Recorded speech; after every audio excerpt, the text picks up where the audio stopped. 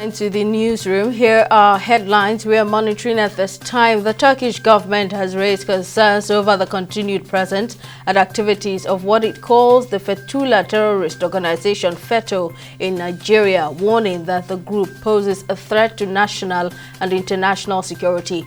The Turkish ambassador designate to Nigeria, Mehmet Poroy, issued the warning in Abuja during a dinner hosted by the Turkish embassy to commemorate the country's Democracy and National Unity Day, where he said despite international efforts, FETÖ remains active in various countries under the guise of educational, healthcare and humanitarian initiatives, including in Nigeria.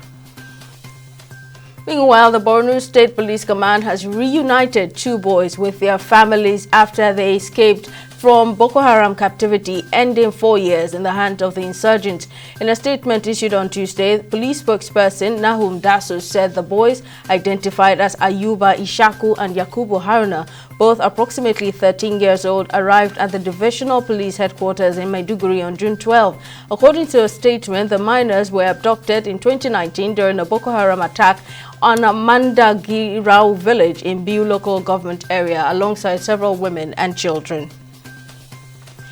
A federal high court in Lagos has discharged and acquitted former governor of Ekiti State Ayodele Fayose of money laundering and fraud allegations. Ruling on a no-case submission on Tuesday, the presiding judge, Chukwujeku Aneke, held that the prosecution failed to establish a prima facie case against him to warrant further defense. The Economic and Financial Crimes Commission, EFCC, had rearranged Fayose and his company, Sportless Investment Limited, on an 11-count charge of money laundering to the tune of 6.9 billion naira allegedly committed during his time as governor.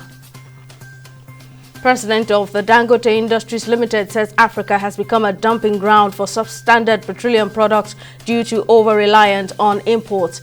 Dangote, who spoke during a recent interview with journalists, said he was driven by a desire to make Nigeria self-sufficient in refined petroleum products and to spark similar efforts across Africa, despite facing numerous challenges and resistance.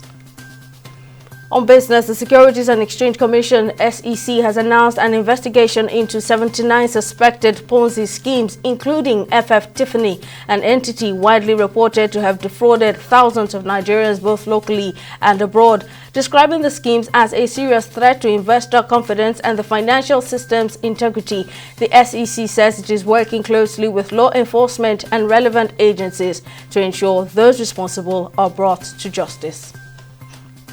On the foreign scene, Cuba's Minister for Labor, Marta Cabrera, has been forced to resign after she made comments denying the existence of beggars on the communist-run island.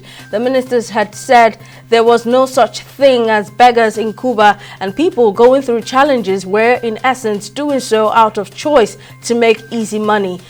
Her remarks during a parliamentary session, which suggested some beggars were pretending, sparked widespread criticism from Cubans at home and abroad, prompted a response from President Miguel Diaz-Canel and ultimately led to her resignation. And on sports, World Football governing body FIFA has announced that the ticketing process for the 2026 FIFA World Cup will begin on September 10.